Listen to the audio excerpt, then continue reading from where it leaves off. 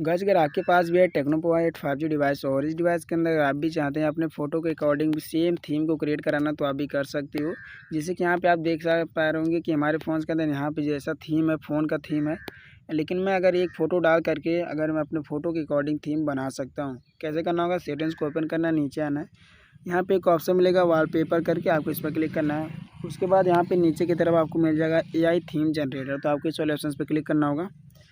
हम इस पर जैसे ही क्लिक करेंगे तो आपको तीसरे नंबर पे यहाँ पे नीचे की तरफ मिलेगा इमेज टू थीम, आपको इस पर क्लिक करके यहाँ पे जनरेट वाले ऑप्शन पे क्लिक करना है।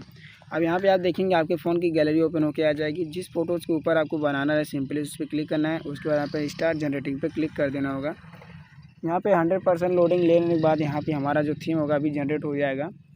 जब भी आप इस सेटिंग्स को यूज़ कीजिएगा अपने फ़ोन का डाटा ऑन रखिएगा। अब यहाँ पे आप देख सकते हैं जैसे मेरा फ़ोटो के यहाँ पे क्लाउड वगैरह जैसे कि बादल वगैरह हैं, एंड उसी तरीके से यहाँ पे एप्लीकेशंस का लुक वगैरह भी चेंज हो चुका है।